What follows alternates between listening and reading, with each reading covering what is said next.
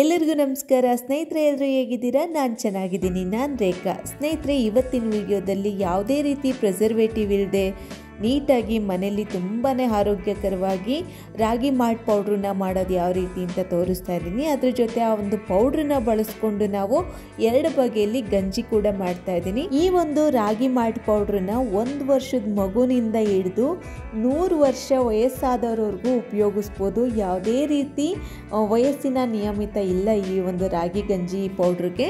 ಬನ್ನಿ, ಈ ಒಂದು ರಾಗಿ ಗಂಜಿನ ಯಾವ ರೀತಿ ಮಾಡೋದು, ರಾಗಿ ಗಂಜಿ ಪೌಡ್ರನ್ನ ಯಾವ ರೀತಿ ಮಾಡೋದು ಅಂತ ತೋರಿಸ್ತಾ ಇದ್ದೀನಿ. ಮೊದಲಿಗೆ ನಾನಿಲ್ಲಿ 1 kg ಆಗುವಷ್ಟು ರಾಗಿನ ತೊಗೊಂಡಿದ್ದೀನಿ. ಊರಿಂದ ತಂದಂಥ ರಾಗಿ ಇದು 1 kg ತೊಗೊಂಡಿದ್ದೀನಿ. ಇದರಲ್ಲಿ 5 ಕಪ್ ಆಗುತ್ತೆ. ನಾನು ಕರೆಕ್ಟಾಗಿ ಅಳತೆ ಮಾಡಿ ಸೇರಿಸ್ಕೊಂಡಿದ್ದೀನಿ. ನೋಡಿ, 1 kg ಆಗುವಷ್ಟು ರಾಗಿ ಚೆನ್ನಾಗೇನೋ ಇತ್ತು, ಆದರೆ ಚೆನ್ನಾಗಿ ತೊಳ್ಕೊಬೇಕು ರಾಗಿನ. ಇದ್ರ ಜೊತೆ ನಾನು ಗೋಧಿ ಹಾಕ್ತಾ ಇದ್ದೀನಿ. ಗೋಧಿಯಲ್ಲಿ ಜವೆ ಗೋಧಿನ ಬಳಸ್ತಾ ಇದ್ದೀನಿ. ಇದರಲ್ಲಿ ಫೈಬರ್ ಕಂಟೆಂಟ್ ಜಾಸ್ತಿ ಇರುತ್ತೆ, ನಾರಿನಾಂಶ ಅಂತ ಜವೆ ಗೋಧಿನ ಬಳಸ್ತಾ ಇದ್ದೀನಿ. ನಾನು 1/4 kg ಆಗುವಷ್ಟು ಜವೆ ಗೋಧಿ, 1 kg ರಾಗಿಗೆ 1/4 kg ಗೋಧಿನ ಬಳಸಿದ್ದೀನಿ. ರಾಗಿ ನೋಡಲಿಕ್ಕೆ ತುಂಬಾ ಚೆನ್ನಾಗಿತ್ತು ಸ್ನೇಹಿತರೆ. ಕೆಂಪು ರಾಗಿ ತಂದಿದ್ದು ನಾನು. ನಮ್ಮ ಮನೇಲೆಲ್ಲ ಕಪ್ಪು ರಾಗಿ ಇದ್ದಿದ್ದು, ಆದರೆ ನಾನು ಬೇರೆಯವ್ರ ಹತ್ರ ಈಸ್ಕೊಬಂದಿದ್ದೆ. ಯಾಕೆಂದರೆ ರಾಗಿ ಗಂಜಿ ಹಿಟ್ಟೆಲ್ಲ ತುಂಬ ಚೆನ್ನಾಗಿ ಬರುತ್ತೆ ಅಂತ. ಆದರೆ ಕೆಂಪು ರಾಗಿ ಆದರೂ ಕೂಡ ನೋಡಿ ತುಂಬಾ ಧೂಳಿತ್ತು, ಜಾಸ್ತಿ ಧೂಳಿತ್ತು. ನನಗೆ ಇದನ್ನು ತೊಳೆಯುವಾಗ ಅನ್ನಿಸ್ತು, ನಮ್ಮಮ್ಮ ಯಾಕೆ ರಾಗಿ ತೊಳೆದು ಮಿಷಿನ್ಗೆ ಹಾಕ್ಸಿ ನಮಗೆ ಹಿಟ್ಟು ಮಾಡಿಸ್ಕೊಡ್ತಾರೆ ಅಂತ. ನೋಡಿ, ಈ ಮಟ್ಟಕ್ಕೆ ಗಲೀಜಿತ್ತು. ನಾನು ಸುಮಾರು ಒಂದು 5-6 ಸಲ ತೊಳೆದಿದ್ದೀನಿ ರಾಗಿನ. ಚೆನ್ನಾಗಿ ತೊಳೆದು ನೋಡಿ ತೋರಿಸ್ತಾ ಇದ್ದೀನಿ ಎಷ್ಟು ಶುಭ್ರವಾಗಿ ಕಾಣಿಸ್ತಾ ಇದೆ ಇವಾಗ ಅಂತ. 3 ಗಂಟೆಗಳ ಕಾಲ ರಾಗಿನ ನೆನೆಲಿಕ್ಕೆ ಬಿಟ್ಬಿಡ್ತೀನಿ ನಾನು. ಚೆನ್ನಾಗಿ ನೆನೆಲಿ. 3 ಗಂಟೆ ಆದಮೇಲೆ ರಾಗಿ ಚೆನ್ನಾಗಿ ನೆಂದಿತ್ತು. ಅದನ್ನು ನೀಟಾಗಿ ಮೊಳಕೆ ಕಟ್ಟಿ ಓವರ್ ನೈಟು ಬಿಟ್ಬಿಟ್ಟಿದ್ದೆ ನಾನು. ಯಾಕೆಂದರೆ ಸ್ವಲ್ಪ ಕರೆಂಟ್ ಹೋಗಿತ್ತು ನಮ್ಮ ಮನೇಲಿ, ಇದನ್ನು ವೀಡಿಯೋ ಮಾಡ್ಕೊಳ್ಳಿಕ್ಕೆ ಆಗಲಿಲ್ಲ ಆವಾಗ. ಹಂಗಾಗಿ ನಾನು ಇದನ್ನೇನಿಲ್ಲ, ರಾಗಿನ ಶೋಧಿಸ್ಬಿಟ್ಟು ನೀರನ್ನ ಶೋಧಿಸಿ ಮೊಳಕೆ ಕಟ್ಟೋಕ್ಕೆ ಒಂದು ಅರ್ಬೆಯಲ್ಲಿ ಕಟ್ಟಿಟ್ಟಿದ್ದೇನೆ ಅಷ್ಟೇ. ಈ ರಾಗಿ ಮೊಳಕೆ ಕಟ್ಟೋದೆಲ್ಲ ಎಲ್ರಿಗೂ ಗೊತ್ತಾಗುತ್ತೆ.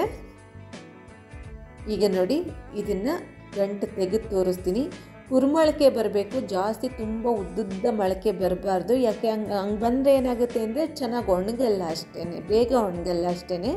ನೋಡಿ, ಈ ರೀತಿ ಕುರುಮೊಳಕೆ ಬಂದಿತ್ತು. ಇದರಲ್ಲಿ ಕಾಣಿಸ್ತಾ ಇದೆ ನೋಡಿ, ವೈಟಿಗೆ ರಾಗಿ ಎಲ್ಲ ಕುರುಮೊಳಕೆ ಬಂದಿತ್ತು. ಇದನ್ನು ಸುಮಾರು 5ರಿಂದ 6 ದಿನ ಚೆನ್ನಾಗಿ ಒಣಗಿಸ್ಕೋಬೇಕು ರಾಗಿನ. ಮೊದಲನೇ ದಿನ ನಾನು ಮನೆ ಒಳಗಡೆನೇ ಹಾರಾಕಿದ್ದೆ. ಒಂದು ತೆಳುವಾದ ಬಟ್ಟೆ ಮೇಲೆ ಹಾಕಿ ಫ್ಯಾನ್ ಗಾಳಿಲಿ ಚೆನ್ನಾಗಿ ಒಳಗಡೆನೇ ಹಾರಿಸಿದ್ದೆ. ಅದಾದಮೇಲೆ ಉರಿ ಬಿಸಿಲಲ್ಲಿ 4ರಿಂದ 5 ದಿನನೇ ಟೈಮ್ ತೊಗೊಂತು ನನಗೆ ಚೆನ್ನಾಗಿ ರಾಗಿ ಎಲ್ಲ ಒಣಗೋದಕ್ಕೆ. ರಾಗಿ ಗೋಧಿ ಎಲ್ಲ ಹಾಕಿರ್ತೀನಲ್ವ, ಚೆನ್ನಾಗಿ ಒಣಗಬೇಕು. ಅದಕ್ಕೋಸ್ಕರ ನೋಡಿ ಈ ರೀತಿ ಒಣಗಿಸ್ಕೊಂಡಿದ್ದಾಯಿತು. ತುಂಬ ಚೆನ್ನಾಗಿ ಒಣಗಿತ್ತು. ಇದು ಒಣಗಿದ್ದು ಹೆಂಗಪ್ಪ ಗೊತ್ತಾಗುತ್ತೆ ಅಂದರೆ, ಬಾಯಲ್ಲಿ ಹಾಕಿದ್ರೆ ಕಟಕಟ ಅನ್ನೋ ಶಬ್ದ ಬರಬೇಕು. ಗೋಧಿ ಆಗಿರ್ಬೋದು, ರಾಗಿ ಆಗಿರ್ಬೋದು. ಚೆನ್ನಾಗಿ ಒಣಗಿತ್ತು ಮಾತ್ರ. ಚೆನ್ನಾಗಿ ಬಿಸಿಲಿತ್ತು. ಇವತ್ತಿಂದ ಅಲ್ವಾ ಮಳೆ ಬಂದಿರೋದು ಬೆಂಗಳೂರಲ್ಲಿ. ಇದಕ್ಕೆ ಮುಂಚೆ ಒಂದು 3-4 ದಿನ ಚೆನ್ನಾಗಿ ಬಿಸಿಲು ಬಂದಿತ್ತು, ಆವಾಗ ಒಣಗಿಸ್ಕೊಂಡೆ. ಅದಾದಮೇಲೆ ಈಗ ಒಂದು ದಪ್ಪ ತಳದ ಕಡಾಯಿನ ಇಟ್ಕೊಂಡಿದ್ದೀನಿ. ರಾಗಿ ಮತ್ತು ಗೋಧಿ ಏನಿಲ್ಲಿ ನಾನೆಲ್ಲ ಪದಾರ್ಥಗಳನ್ನು ಹುರಿದು ಸೇರಿಸ್ಕೊತಾ ಇದ್ದೀನಿ. ಒಂದು 3-4 ಇಬ್ಬೆ ಹುರ್ಕೊತೀನಿ ರಾಗಿನ. ಕಮ್ಮಿ ಉರಿನಲ್ಲಿ ನಿಧಾನಕ್ಕೆ ಒಳ್ಳೆ ಘಮ ಬರಬೇಕು, ಅಲ್ಲಿವರೆಗೂ ರಾಗಿನ ಹುರ್ಕೋಬೇಕು. ರಾಗಿನ ಹುರಿಯೋಂಥ ಉದ್ದೇಶ ಏನಪ್ಪ ಅಂತಂದರೆ, ಈ ರೀತಿ ರಾಗಿನ ಹುರ್ಕೊಂಡ್ರೆ ತೇವಾಂಶ ಏನಾರು ಇದ್ದರೆ ಅದು ಡ್ರೈ ಆಗುತ್ತೆ. ಅದಾದಮೇಲೆ ಪುಡಿ ಎಷ್ಟು ದಿನ ಇಟ್ಟರೂ ಹಾಳಾಗಲ್ಲ.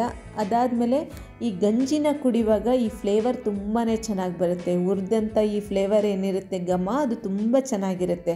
ಈಗ ಕಾಳುಗಳನ್ನೆಲ್ಲ ಹುರ್ಕೊತಾ ಇದ್ದೀನಿ. ಮೊದಲಿಗೆ ನಾನು ಹೆಸರು ಕಾಳು ತೊಗೊಂಡಿದ್ದೀನಿ 100 ಗ್ರಾಮ್ ಆಗೋವಷ್ಟು. ನಾನು ತೊಗೊಂಡಿರೋ ಎಲ್ಲ ಪದಾರ್ಥನ ಇದರಲ್ಲೇ ಅಳತೆ ಮಾಡ್ಕೊತಾ ಇದ್ದೀನಿ. ಇದರಲ್ಲಿ ಸ್ವಲ್ಪ ನೀವು ಹೆಚ್ಚು ಕಮ್ಮಿ ಮಾಡ್ಕೋಬೋದು. ಯಾವುದಾದ್ರು ಒಂದು ಪದಾರ್ಥ ಇಲ್ಲ ಅಂದರೆ ಸ್ಕಿಪ್ ಕೂಡ ಮಾಡಿಕೊಂಡು ಈ ಗಂಜಿ ಪೌಡ್ರನ್ನ ಮಾಡ್ಕೊಳ್ಳಿ. ಹೆಸರು ಕಾಳನ್ನ ಹುರಿದಿದ್ದಾಯಿತು. ಅದೇ ಕಪ್ಪಲ್ಲಿ 1 ಕಪ್ಪು ಅಂದರೆ 100 ಗ್ರಾಮ್ ಆಗೋವಷ್ಟು ಕಡಲೆಕಾಳು ಕೂಡ ತೊಗೊಂಡೆ. ಕಡಲೆಕಾಳು ಕೂಡ ಚೆನ್ನಾಗಿ ಹುರ್ಕೊಂಡಿದ್ದೀನಿ. ಅದಾದಮೇಲೆ ಅರ್ಧ ಕಪ್ ಆಗೋಷ್ಟು ಕಡಲೆ ಬೀಜನ ತೊಗೊಂಡಿದ್ದೀನಿ. ಕಡಲೆ ಬೀಜ ಏನು ಜಾಸ್ತಿ ಬೇಡ. ಕಡಲೆ ಬೀಜನೂ ಹುರಿದಿದ್ದಾಯಿತು. ಈಗ 1 ಟೇಬಲ್ ಸ್ಪೂನ್ ಆಗುವಷ್ಟು ಮೆಂತ್ಯ ಕಾಳು, 1 ಟೇಬಲ್ ಸ್ಪೂನ್ ಆಗುವಷ್ಟು ಜೀರಿಗೆನ ಹಾಕ್ತಾಯಿದ್ದೀನಿ. ಇದನ್ನು ಕೂಡ ಅಷ್ಟೇ ಚೆನ್ನಾಗಿ ಹುರ್ಕೊತೀನಿ, ಘಮ ಬರಲಿ, ಯಾವುದು ಕಪ್ಪಾಗಬಾರ್ದು. ಅದಾದಮೇಲೆ ಈಗ ಡ್ರೈ ಫ್ರೂಟ್ಸ್ ಸರ್ದಿ 1 ಕಪ್ ಆಗುವಷ್ಟು ಪಂಪ್ಕಿನ್ ಸೀಡ್ಸು ಅಂದರೆ 100 ಗ್ರಾಮ್ ಆಗುವಷ್ಟು ಕುಂಬಳಕಾಯಿ ಬೀಜ, 100 ಗ್ರಾಮ್ ಆಗುವಷ್ಟು ಬಾದಾಮಿ,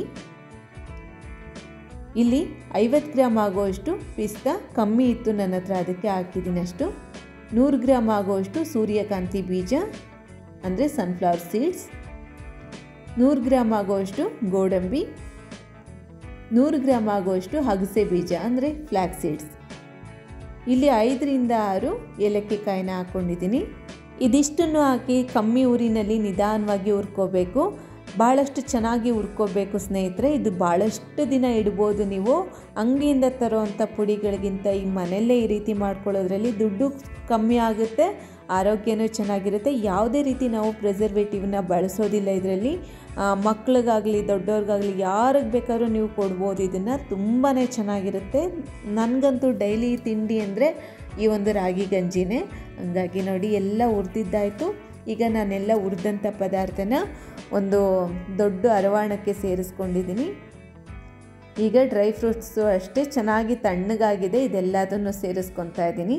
ಇದೆಲ್ಲ ತಣ್ಣಗಾದಮೇಲೆ ನನ್ನ ಫ್ರೆಂಡ್ ಒಬ್ಬರ ಮನೇಲಿ ಮಷೀನ್ ಇದೆ, ಅಲ್ಲಿ ನಾನು ಪುಡಿ ಮಾಡಿಸ್ಕೊಬರ್ತೀನಿ. ಯಾಕೆಂದರೆ ಇದೆಲ್ಲ ಮಿಕ್ಸಿಲಿ ಹಾಕೋಕ್ಕಾಗಲ್ಲ, ಮಿಕ್ಸಿ ಹಾಳಾಗುತ್ತೆ.